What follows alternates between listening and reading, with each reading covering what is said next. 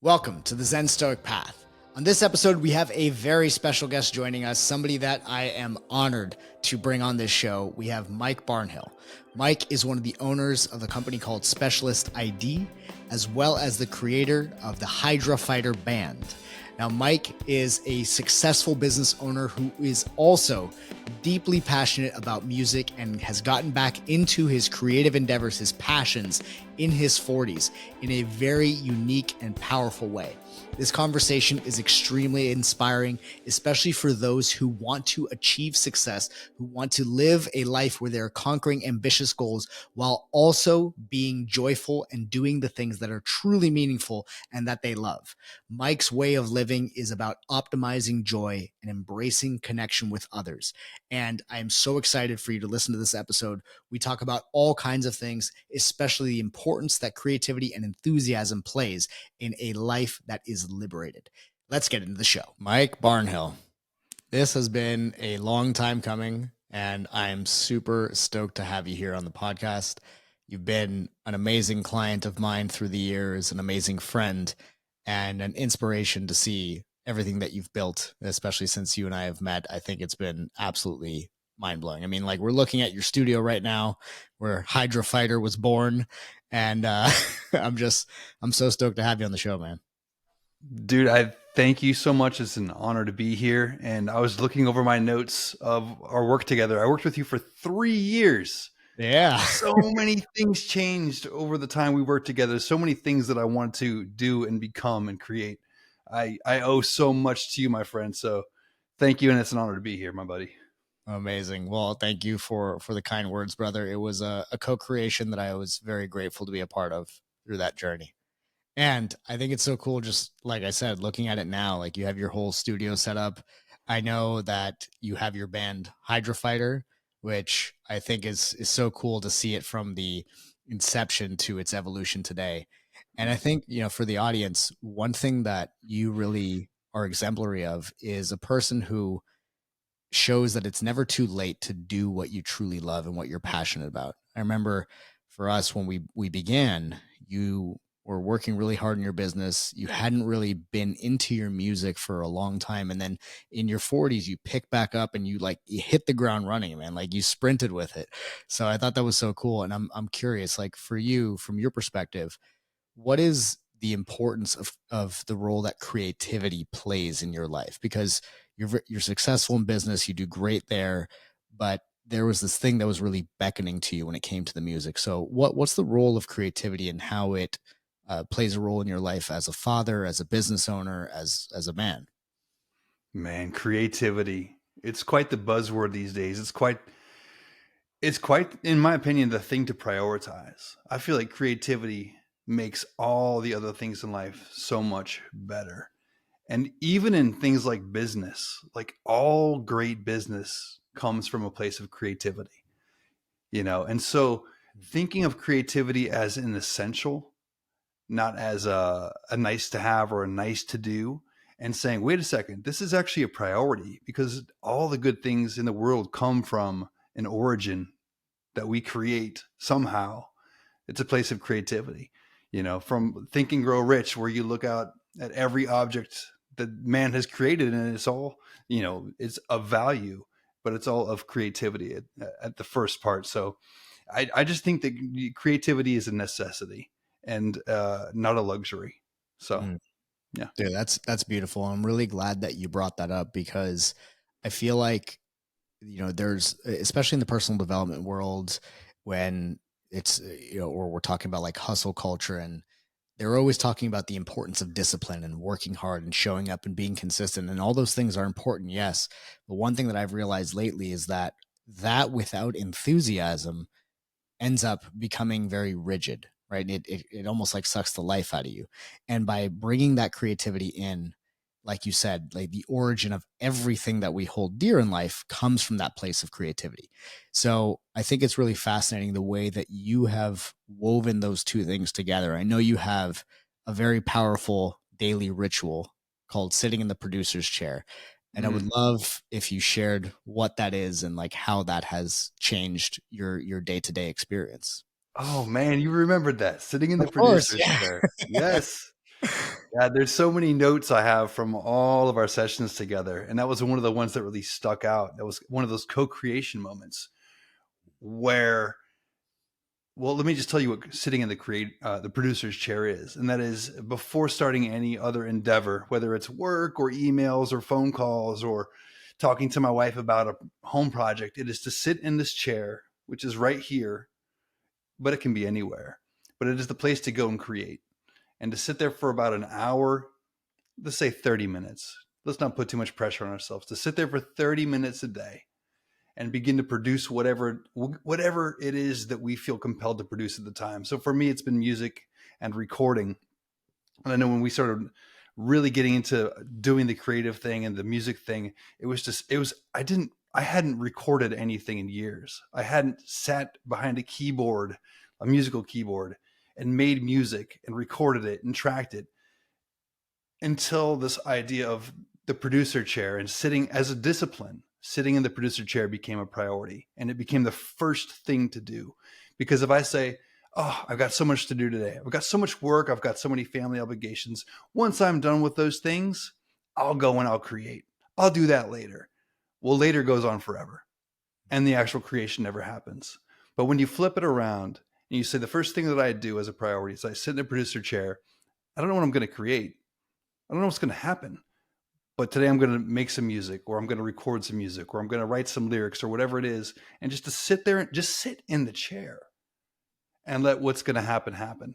So many moments that just feel so powerful have come from just that disciplined sitting in the chair, you know. And Rick Rubin talks about it. Pressfield talks about it. Just sitting down and doing the work, you know, almost as a craftsman. The angels come and sit on your shoulders, and they Oh sing yeah. through you.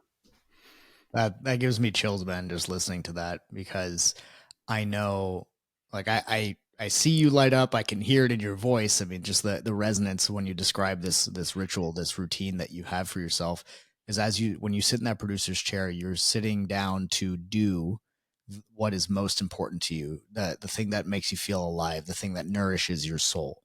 And sitting there each and every morning, you get to essentially prime the day from this place of creation. And I love that you mentioned Stephen Pressfield, because his book, The War of Art, was a game changer for me. And I know a lot of entrepreneurs, creatives, musicians who that book was very, very impactful for. For you, I mean, you're doing the very thing that he shares in that book, which is to sit down and do the work against all resistance that might come up. Like you said, later goes on forever.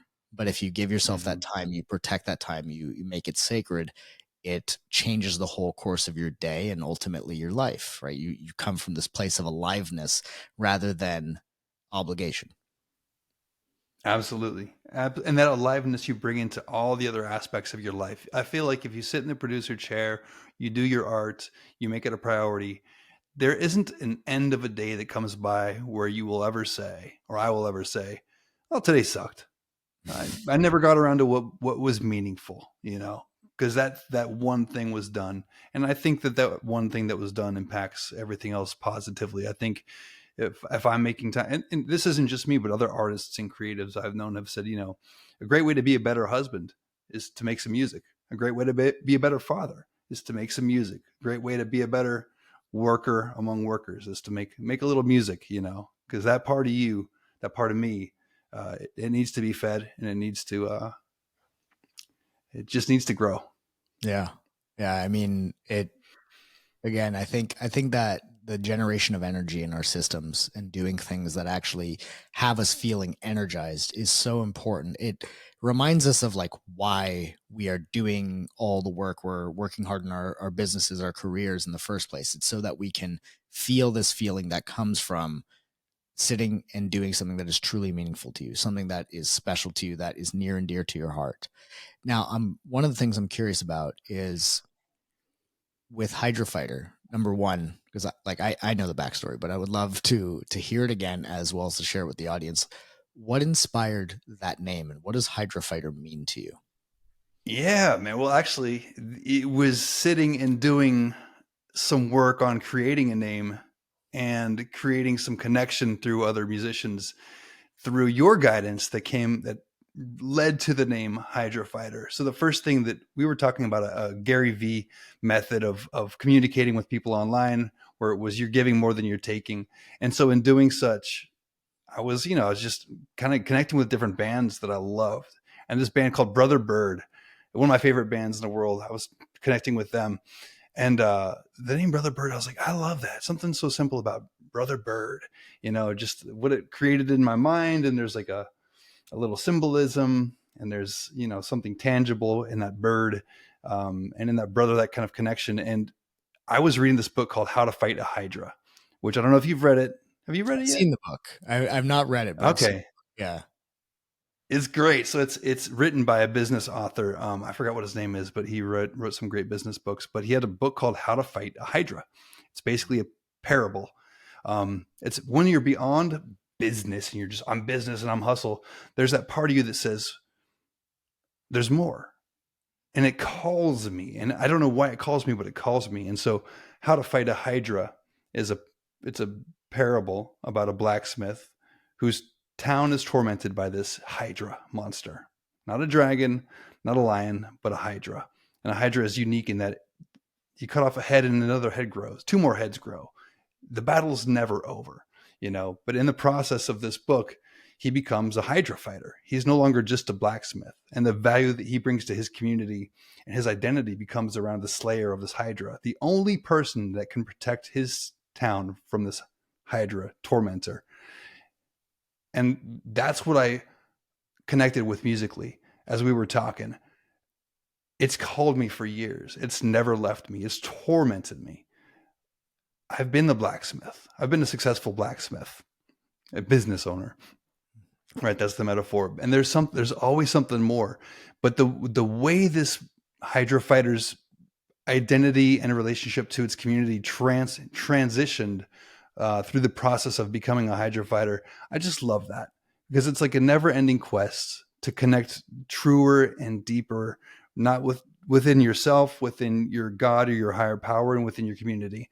And as a musician, literally just popped in my head, Hydra Fighter. Like, that's it. And I'd always wanted to name a band after a book, and I finally did. That's so cool, man. Thank you for sharing that story. I actually got to learn more of like the depths of that story and what it really means to you, especially that metaphor with the blacksmith and how you see yourself. You are that blacksmith, the accomplished business owner. Yet there is still something more that calls to you, that inspires you, that it wants you to connect to something larger than yourself, and you do that through your music. And you can hear it in the song lyrics that you sing in a lot of your songs. Right? I love listening to your stuff on YouTube. I think it's awesome, and it's so cool to know who you were before those songs, during, and then after, and like just seeing like the whole timeline go has just been, such an honor to watch. And one question that I have for you, because those songs, much of them give me chills every time I'm listening to them. And my question for you is, as a creator of this music, what is it that you want listeners to feel, or what do you envision them feeling or experiencing while they listen to your music that you create with Hydra Fighter? Man, that's such a cool question. And I just remembered I had printed something out from the other day kind of about that. Let me dance around that question real quick. And that I Yeah, was in bands dance away. I was in bands my whole life growing up. I was in punk rock bands and heavy metal bands and angry bands and sad bands. And what struck me was when the Hydra Fighter concept kind of came to, it was that all that was behind me. The musician was not behind me, but the next stage of musicianship it needed a new name. It needed a new identity, and that's what really I don't know, connected me to that Hydra Fighter name. It was a moving forward in my 40s, not moving back and saying, look at who I used to be. Look at what I used to do. It was a new thing where the lyrics needed to connect to middle-aged people, songs about middle-aged love, or loving your child so much and feeling pain and their disconnection with their friends. Like it was just all those things that were really true. And it was no longer about, getting drunk and getting in fights and all of the things that my songs have been about for years. It was really about being comfortable being a middle-aged man, going through middle-aged man's concerns about gun violence and COVID and all that fucking shit that was going on. Sorry for my language at the time. No. Language away. That I didn't know how to process. Like I didn't know how to process. And so it gave me a voice to once again process pain and connection and just desperation, and see who else might feel that way. So let me read real quick. This is my purpose articulated that I'm sure came from one of our calls. And it is that my dream gives others permission to get excited about their dream. That's pretty good. Oh, yeah. My music is a public confession that allows others to realize that they are not alone in their suffering and pain. Because I'm vulnerable and sensitive, but also strong, I have a unique opportunity to relate to others and inspire and guide them so that they can love themselves regardless of their environment, temporary pain, setbacks, or circumstances. I can scale hope. I am in the business of scaling hope through artistic expression, honesty, and work. Yeah, it goes on, but that was the gist of it. That's beautiful. Scaling hope. Never thought about that idea before, but it is a very powerful one. So for you, what does hope mean to you? And what is the role in our society, in our world of scaling hope? Like, what do you feel like that does, or what's the thing that you envision with that? I feel like it's so easy to scale negativity, You can just go online and bitch about shit, right? And that scales. That scales, Telling your wife or your kid or your friends that you love them, it can scale a bit because it can bring a little love into their world that they might want to pass on. But to really get out there and talk about the good and to talk about the bad, but from a place of, I'm trying to figure this out. I'm trying to improve. I'm trying to get better. I'm trying to inspire others to get better at the same time. Like that's how we scale hope. I don't know if you've ever run a marathon or a half marathon or a 5K, but man, you go there and there's kids cheering for their moms. There's husbands cheering for their wives. There's random strangers cheering for everybody. And to me, that's like a scaling of hope. Everyone's on the same page trying to get better. When you go online, you don't get that same sort of reinforcement for encouragement. It's almost, and I don't want to be too disparaging, but it's almost like, well, how could you be so happy? Don't you see the pain in the world? Yeah, I see the pain of the world. And I want to tell my firsthand experience of that pain. So maybe somebody else feels a little bit less alone, but also I want to share the good, man. I want to be sharing the good as much as possible because, I come from all the same bullshit that people who suffer come from, right? I'm 18 years sober now, and that's not a pat on the back thing. I've been through the darkness and come out the other side. And when we share our darkness and we shine a light, to maybe kind of show the way back to somebody else, maybe I'm getting too esoteric and too crazy right now. Not at all. But I really feel like sharing the good and the bad together is how we scale hope, because that's how we really connect. Again, chills. I mean, you're touching on a very profound concept of integrating the shadows. And this is something that we do on an individual level, right? We did this a lot in coaching. This is something that I'll bring all clients through, is integrating the shadow, because it's, as Carl Jung once said, that until you make the unconscious conscious, it will rule your life and you will call it fate. And if we try to keep all these things down and not talk about them, not share our experience, they end up taking us over unconsciously, right? Which is much sneakier and less overt and harder to actually figure out what's going on when things are unconscious, because by definition, we are not aware of their existence. And this idea of you talking about the darkness, but from a perspective of hope, and spreading the good and spreading those ideas and interweaving them, showing listeners and showing people who are in proximity to you the all of it, not overemphasizing one or the other, but really and truly coming from this perspective of weaving the two in and integrating both the shadow and the light, because in that is where we create that alignment, that congruency. And I had written something a few weeks ago where I was talking about the idea of kintsugi, like this bowl over here. I don't think you can see it in the view that we're in, but Is that the goal where you rebuild it with gold? yes, Yes. this idea, kintsugi, and like Yeah. what you're talking about really embodies this idea. And I think one of the cool things about it is I was writing this in a journal, and I was writing about kintsugi specifically, and I was saying that better is the unity that is returned to from a place of separation.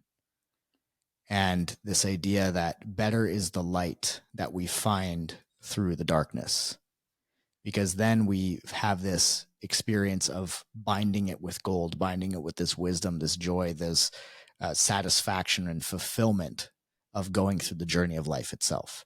And it sounds like your music really is capturing the essence of this kintsugi, because you're empathizing with the people that you are making this music for. You're making this music for yourself. You're scratching your own itch and simultaneously giving empathy to those who are experiencing middle age concerns, feelings, ideas, doubts, and bringing hope into that. Like seeing people where they're at and then bringing them to where they need to be or where they want to be in terms of how they feel inside. So at least that's my interpretation of what you're sharing here. Am I on base at all? You're so right, and I love you brought up the kintsugi. I've loved that artistic concept for so long.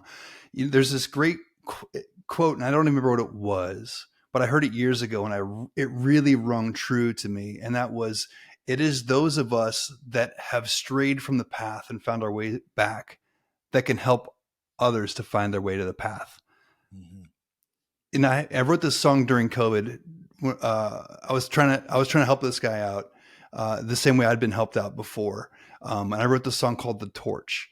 And I'll just sing it. It's my next single, just to plug it. Actually, it'll be coming out in a couple months or whatever. But it's written, recorded. It sounds beautiful. But it's called "The Torch," and it's about the same torch that we use to burn everything down, in our shadow, is the same torch that we can use to light the way for somebody else. And the lyrics go like this. It's the chorus, and it goes, "We'd cursed this life, swore we were forged in fire, but it lit the torch that gave us the light to help us find our way back home." And I love the metaphor of the torch. And actually, in the Hydra Fighter story, he's carrying a sword and he's carrying a torch. The sword is to chop off the head of the Hydra, and the torch is to seal it so it can't come back. But I love the idea of the torch that we've used to burn things down now being used to show the light to others, because fire can be both destructive and illuminating. Beautiful. Yeah, I've been meditating a lot on this idea of the inner fire, right? The eternal flame of aliveness. I guess we could call it that. And how, especially with regard to the emotion of anger. And I've been doing this kind of like exploration of like, what are the virtues of our perceived negative emotions? And one thing that I found with anger is a really interesting one because it gets demonized in society. And the outer expression of anger, of what we see to be this ugly, dark, destructive thing, is actually its mirror opposite of what is actually underneath the surface in the internal world. And it's the deepest form of love and care for ourselves, our bodies, our sense of belonging, the people that we love, and the world itself. And it's like this energy that gives us this raw sense of powerlessness, that we can't always protect and control everything that we love and hold dear. And so in the inability to hold that perceived powerlessness, that rawness, it can come out in ways that are not desirable.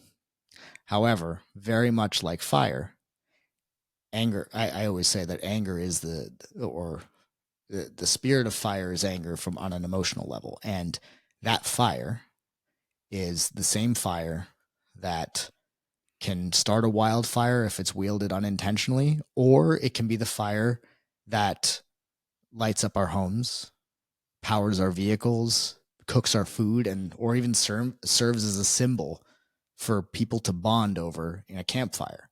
And so it's like being able to exercise these feelings, these experiences through music seems like just such a powerful medium for you to, again, honor that which is within you and share it in a way that people feel seen, heard, and understood. 100%, man. Fire is fuel, you know. Yeah. It is fuel. Yeah. I love what you said. Thank you, brother. Yeah, man. Thank you. Uh, one question I had, because we were talking about kintsugi, so this is the Zen Stoic path. we talk about these philosophies, and I know that even before our work together, I know you had read quite a bit of Stoicism and studied some of these philosophies. What have the certain philosophies, Zen, Stoicism, or even philosophies outside of that? What role have they played in your mindset and in your journey out of your own darkness? I would honestly say the Stoic Marcus Aurelius has been one of the biggest helps for me, and that's why when I met you, I loved that you knew so much and were able to quote so much beautiful Stoicism. For me, I feel like Stoicism and Marcus Aurelius in particular is a non-religious pursuit of the truth. I have no problems with religion. I love religion, but I also like to see just the pure holiness in what is just claimed to be humanity, right? No one ever said Marcus Aurelius is a god or a deity or whatever, but he's a seeker of truth. And so much of what I read in him speaks to me and speaks to my soul the same way that a religious text might, but without any sort of other connotations. And so, I guess as a seeker, there's a lot of peace for me and a lot of solace in the words of Marcus Aurelius in particular. And I can share them freely with friends who are atheists or agnostics and not feel like I'm pushing or pressuring or create, bringing up any sort of prejudice. It's just beautiful humanity and beautiful truth. And so I love that about the Stoics and Marcus Aurelius in particular, especially meditations. Oh yeah, yeah. Meditations, I mean, is a profound text. It was actually what was interesting is you something you said in one of our sessions, and this was years ago. So like, not sure how I remember it, but it was clearly important because it stuck. But you said something in one of our sessions that I always found to be profound, which had me slow down and appreciate at an even deeper level Marcus Aurelius's work. And not only his work, but it kind of gave me a different perspective over other philosophers as well. And you said it's one of those books, we're talking about meditations here, that Marcus Aurelius Meditations is one of those books that I can read one page and be completely like immersed in it and mesmerized by the words on a single page. And I can read one page a night, and that's like that'll suffice. And I can't read any more than that. yeah. 75% of each page is highlighted, and I'm thinking for 90% of the time I spend in that chair when I read meditations. Yeah. That's amazing. Yeah, and dude, I've had a very similar experience. I have like 3 copies of Meditations. I have 2 physical copies, and I have one on Kindle, or I might have 2 on Kindle at this point.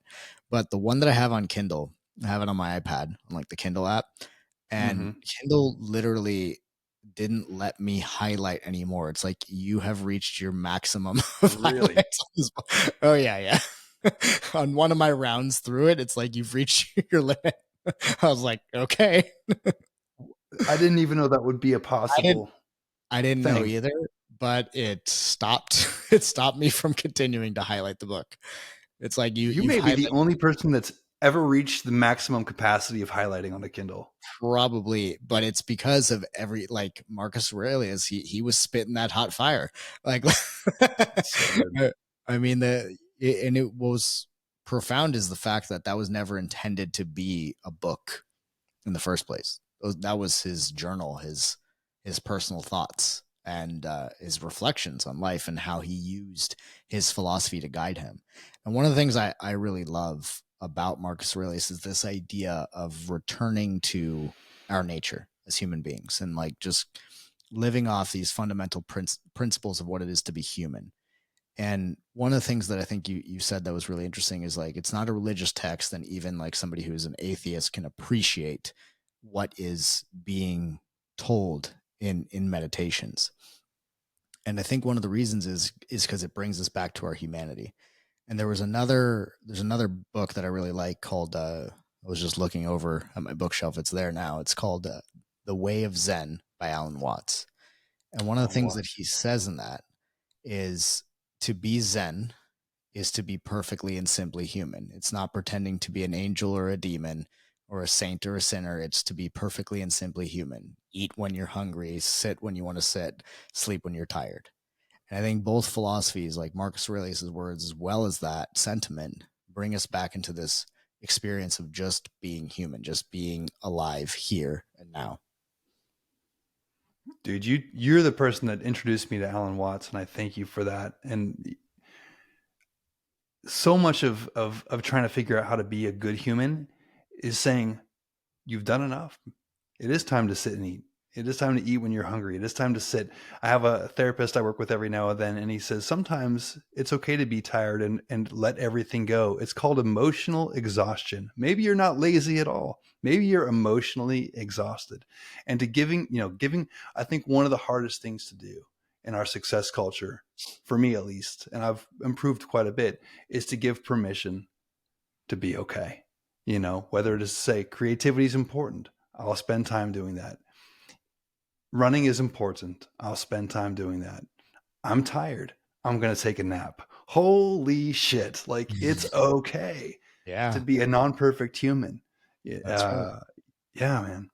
I mean, I think that's the whole essence of it, right? It's what allows us to be alive. And sometimes it's just surrendering into the human experience itself and not living in our, I guess, idealized version of it, of like, oh, I gotta work X amount of hours and I need to produce this much money in the business, and I need to, get these kinds of reviews on my products, and all kinds of things that at the end of Yep. the day, these metrics are exciting when you hit them for about a couple days maybe, and then you're right back into whatever it was that you were doing.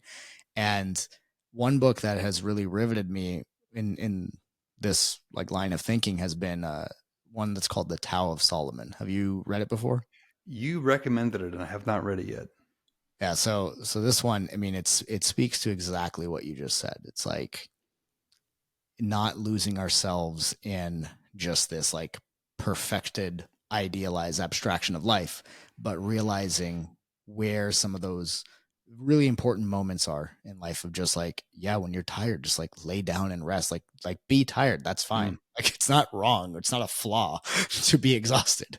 It's actually part of being alive, is to expend energy and realize like, oh, I've expended energy, now I can chill, now I can sit down, now I can like lay down, and not having to justify it with these things, or not having to tell yourself that it's wrong, but just embracing human flaws, or what we call flaws, for what they are, and just embracing that sense of being. Dude, brother, you are so right. And when you give yourself the chance to just kind of sink into that thing, you know, the things that come out of that, following that humanity, are amazing. And I'll give a quick anecdote. And it's before the Hydra Fighter, before all of the music stuff started to happen, before this music studio that I'm sitting in right now, that I never would have thought my wife would approve, but she actually encouraged me to build after we had envisioned it together, you and I. But I was sitting in my office, my office over there, and it was when I was really just driven for the work, driven for the productivity, driven for the money, driven for the number, for the goalpost that just kept on moving. And I remember I had this goal forever to hit $1 million a month, hit $1 million a month. And every month I'd check the numbers, and every month I was just short, you know? And I remember looking at the computer screen. For whatever reason, I looked at it. It said 959,000, and I just go, "Fuck this! And in that moment, I had an existential crisis because for almost a year, I'd been chasing this $1 million a month as a goal, which is a good goal. It's a great goal. Kept me working, kept me motivated. But there, and I looked at this Inc. 5,000 fastest growing companies poster I had on the wall from where we'd hit it, a couple times. And I remember just being sunk. Like all of a sudden, my heart sunk, and I said, "What am I doing this for? Like, who cares? Who the fuck cares?" And it was an existential crisis. And I left my computer and I started crying. And because I just knew that I need to work, I need to provide, I need to do that stuff. But I had been putting all my effort into this damn number, and it didn't really matter. And it was very soon after that some things went down and I didn't know how to process them. And I wrote that song, A Moderate Anthem, which ended up becoming the first Hydra Fighter song. And you and I talked about some very, very deep things. And that was what led me to writing that song called A Moderate Anthem, which was the birth of the Hydra Fighter. Like, that was the birth right there. And it only came because I was so frustrated and so done with this $1 million a month number that was so hollow, and moved to the meaningful things. And it was through our relationship and our conversations that so many things started to really be co-created, from the name to the first song. To the first song was about a school shooting, and it wasn't about like, I'm there and I'm watching the school shooting. It was nothing like that. And I know that you've had school shooting things in your past, from a town that we both are very familiar with and where you grew up. And we talked deeply about some things, and I was trying to process where I felt. And what I felt was just this frustration with how political sides were weaponizing these children's experience. And that was where the song came from, from what I truly, truly felt. And that was the frustration with humanity. The darker side of humanity is people on different political sides try to weaponize these poor children's experience. Mm-hmm. And I knew that I had an authentic voice as the song poured out of me, that, and I was needing to sing about things that, from a perspective that was true, and others didn't, sing from that perspective, at least not that I'd heard. And so it was, it was a lot of things that were going really shitty, that became kind of the foundation for something beautiful, beautiful. And so, I want to thank you for being a huge, enormous part of so many steps along that thing, to where now it feels like it's just humming along and I couldn't live without it. And I'm just so glad that it's a big part of my life, Dude, thank you for sharing that, man. That really warms my heart to hear that. And it was an honor being part of that process. And again, seeing it continue and seeing you just like run with it. And thank you for sharing that story as well, right? And the depth of emotion that you experienced in that, because that was you basically taking that fire and channeling it into something bright, something that lit the darkness that was occurring at that time, or with those situations, especially with those school shootings. And I remember that conversation, right? Because that was when my former high school had a school shooting. Yep. And it was, it was a deep conversation, and it's also beautiful to see on the other side a creation that you birthed from the well of emotion that you experienced there.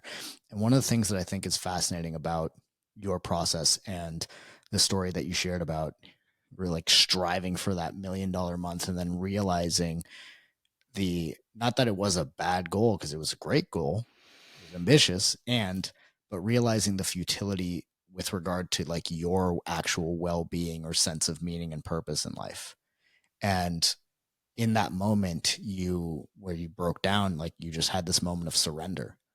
And I realized that a lot of my biggest breakthroughs, and I'm sure some of yours, have been in moments of like surrendering an exhausted iteration of yourself, and like shedding it like an old skin, and then just embracing what came through in that moment.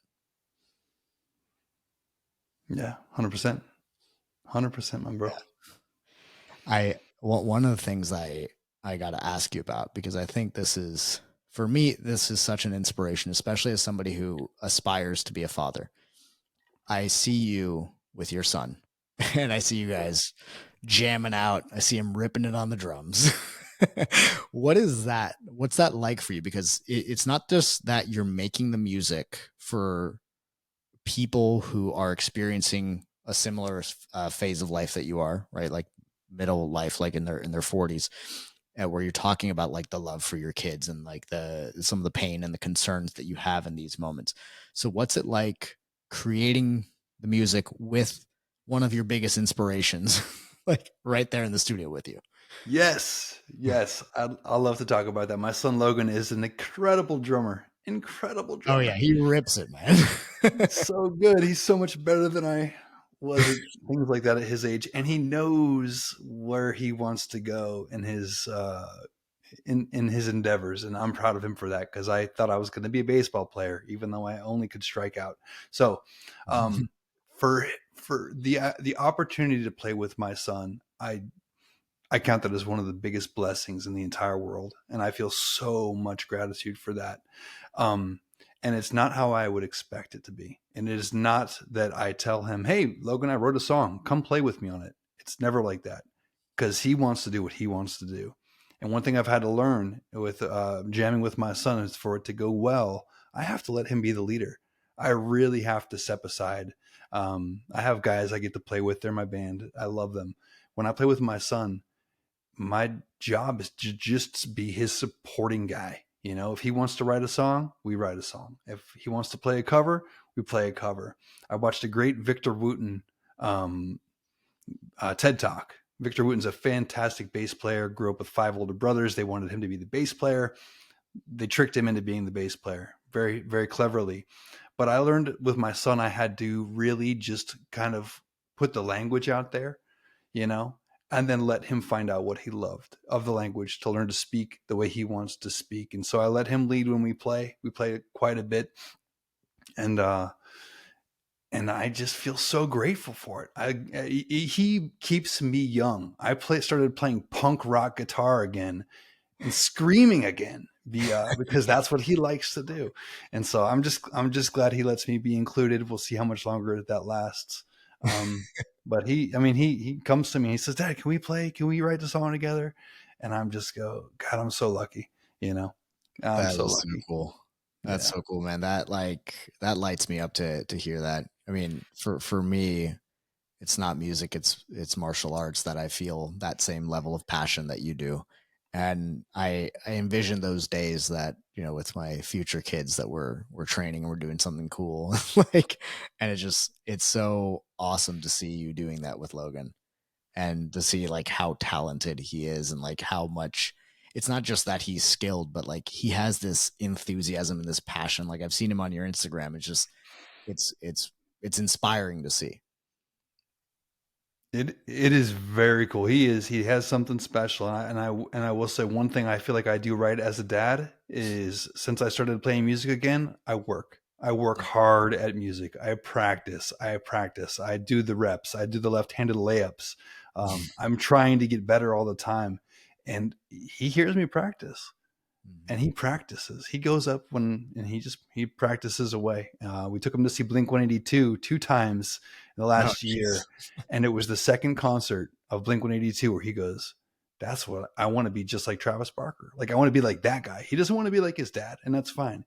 But he's Right. found his guy that he looks up to, and he feels moved by, and he wants to be that. And my drummer in my band actually came across a Travis Barker drumstick signed, and gave it to my son very recently. And so, but he just lit up so much. Oh You my know, god. Yeah, that must have been a yeah. big moment for him. Getting Oh that. yeah, it was huge. And as you become a father,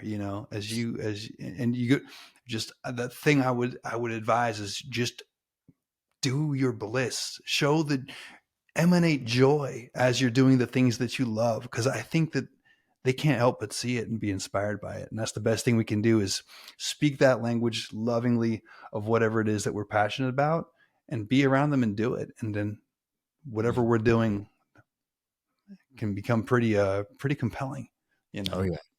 Yeah, Yeah. you live in the result that you want to embody and that you want to pass on to your kids, it seems. And what it reminds me of, as we were talking about Marcus Aurelius, where he would talk about this idea, one of the lines in his book is, waste no time talking about what a good man should be, just be one. Mm-hmm. Yes. Yes. That's Yeah. so good. And you're doing that with music. Like, you're embodying the craft and like what a musician is. Like, you're practicing, you're putting the work in, you have the curiosity, the enthusiasm, and the awe of like just learning and getting better. And that, I mean, that's one of the best lessons you could ever teach anyone, especially when they're kids.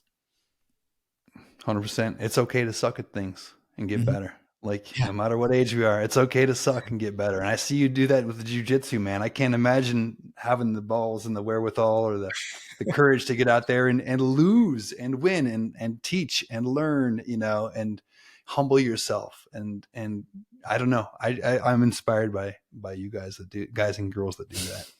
Thank you, man. I mean, the jujitsu journey has definitely been a deep one of self-reflection. I like to call it jujitsu is, it's like a meditation with very instantaneous consequences. If if you're not present, if you're not, paying attention to what you're doing, like, you're gonna get choked out or you're gonna get an arm lock or something like that. So Yeah. so yeah, I mean, it is one of those things that, just since I was a kid, martial arts has always been my jam. And I I saw a lot of my friends who I used to train with as kids, like, they left martial arts. And what I find really interesting, and I think you exemplify the opposite of what I'm about to say, but people will go into their adulthood and they'll make these rules for themselves of like who they need to be, and like they got to let go of this childlike part of yourself. And it was actually Seneca that had this very profound line. He said, retain your youthful enthusiasm, you'll know how to use it better later in life. Ooh, I When love you're that.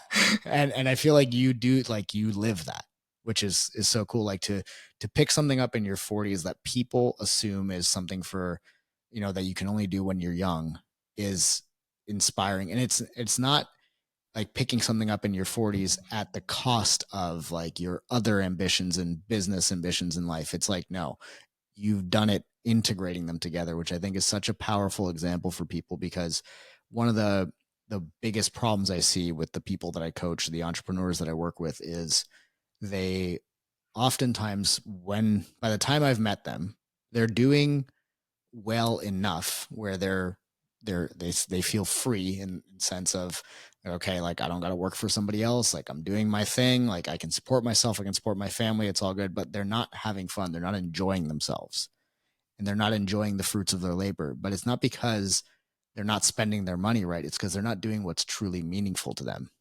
Mm.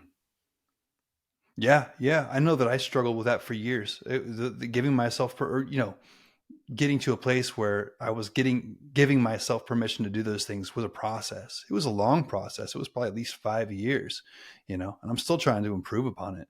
But I don't know why that is. That when we build this identity of of an entrepreneur and a hustler, and I came from nothing, and I proved it to everybody I could be somebody, you know.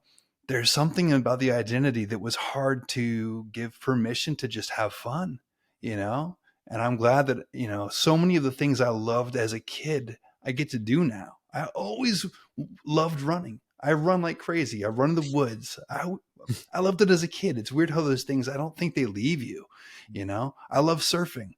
I started surfing a little while ago. Not a lot, but I'll surf more, you know. Same thing with the guitar and the music. It's those were things that I loved as like a 7-year-old. Just loved those things.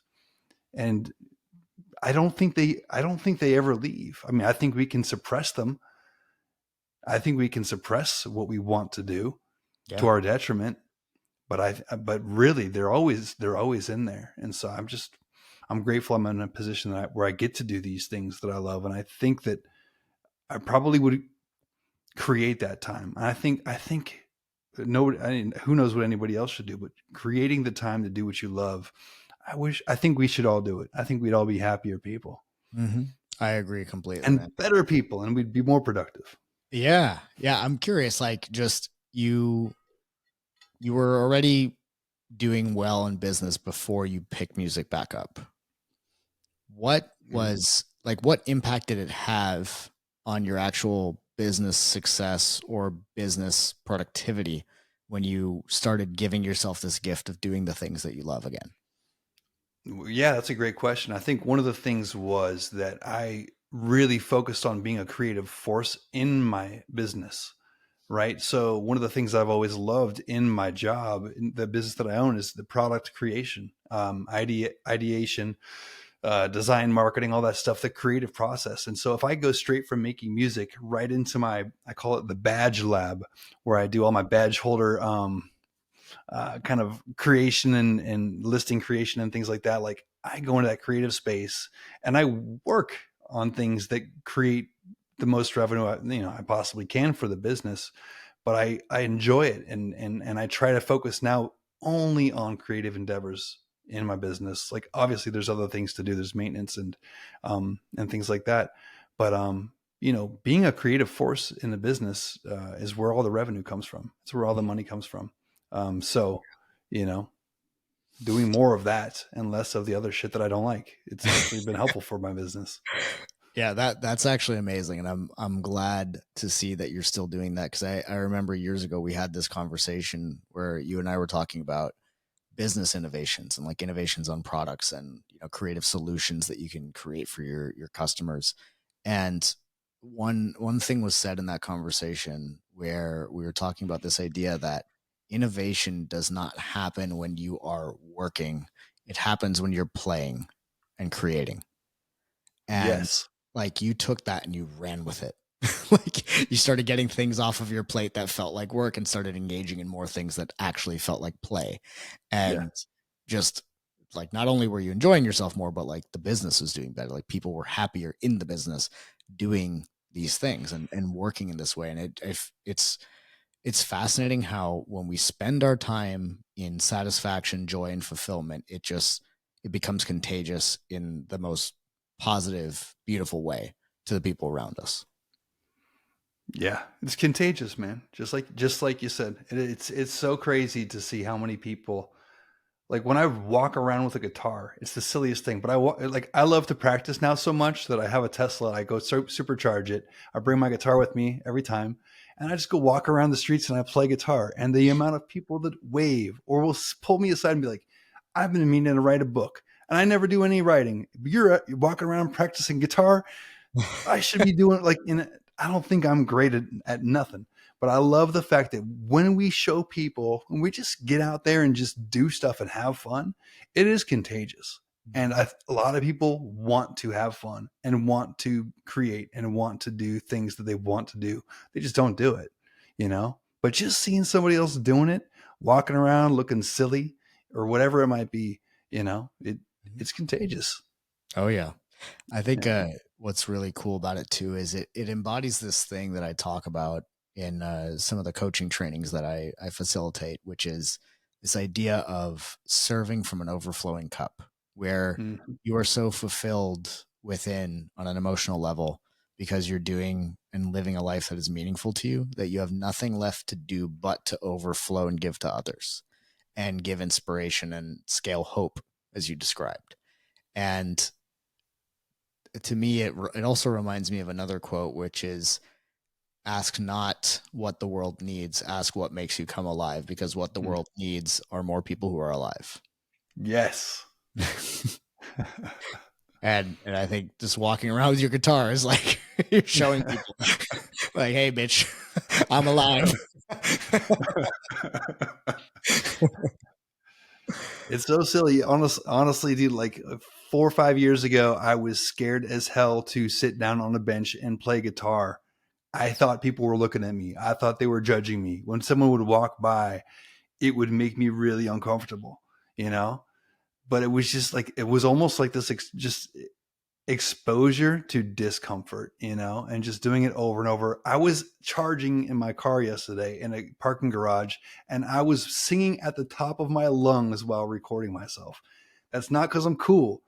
It's because I realized how much fun it is to be a dork, Oh yeah. and just try to be alive. Like it is so much fun. And somebody else is going to walk by, maybe 1 in 10, and be like, fuck, maybe I shouldn't be so damn scared.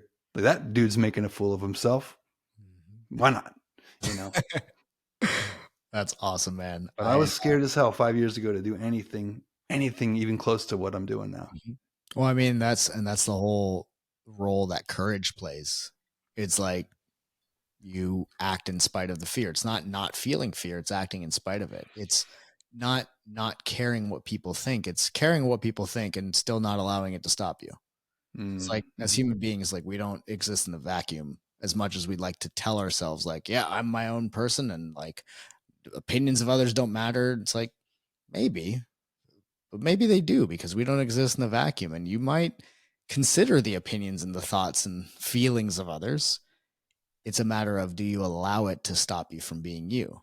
And that's where courage plays that role. It's like, hey, I'm going to do the thing that I want to do because it's what allows me to feel alive.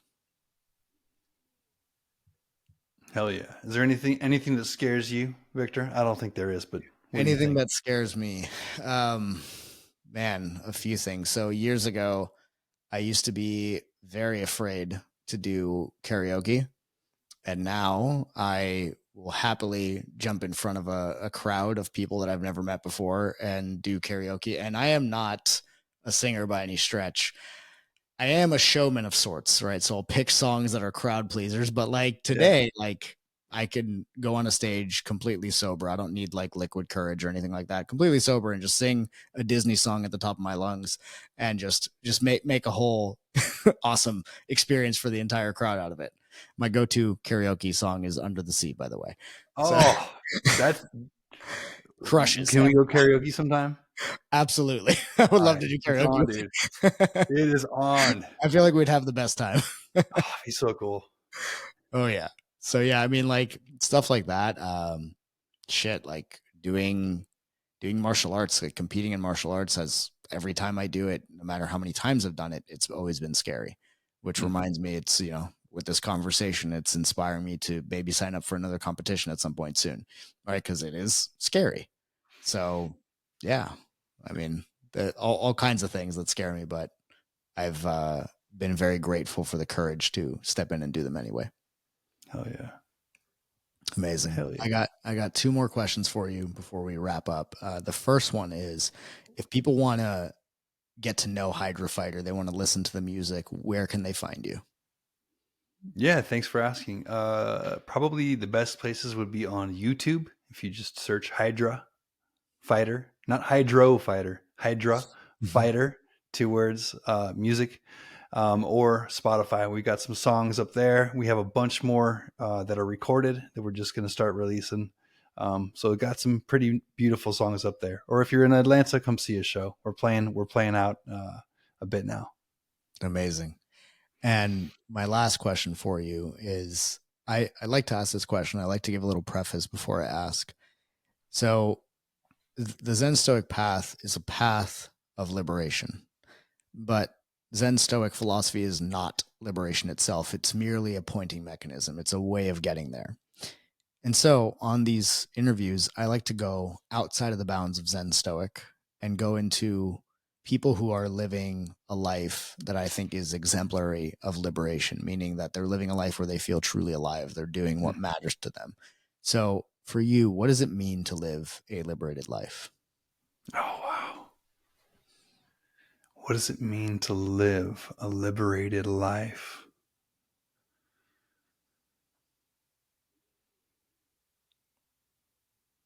Oh man, I would say what's coming to my brain is just optimizing for joy.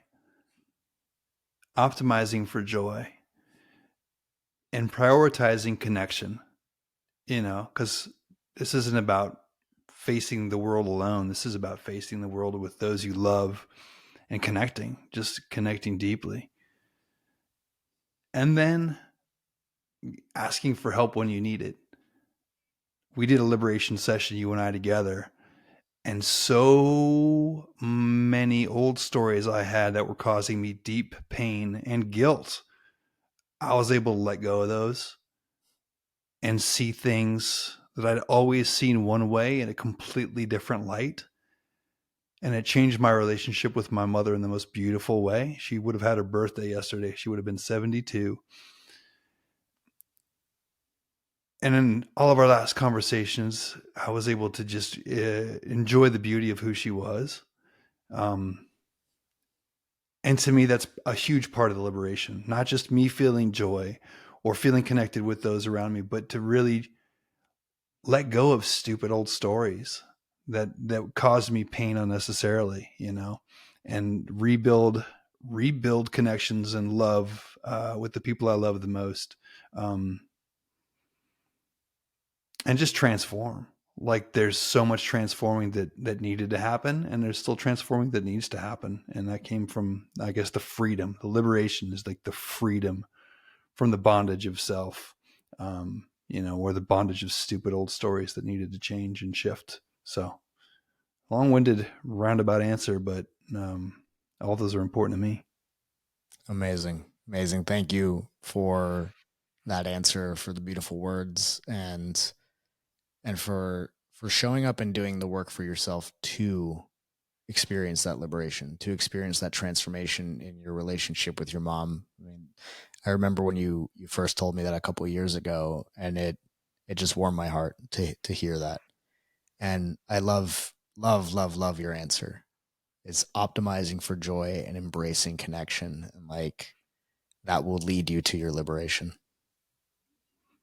Sounds about right. You always articulate things so much better. You grab things from my rambling and make them Thank you. exquisite. Amazing. Mike, thank you so much for being on the show, man. This has been an honor and a pleasure to have you on the show. It's been a long time coming, and I really, really enjoyed this conversation. I know it will inspire those who listen to it. The honor was mine, my friend. Thank you so much, Victor. Thank Love you. you, dude.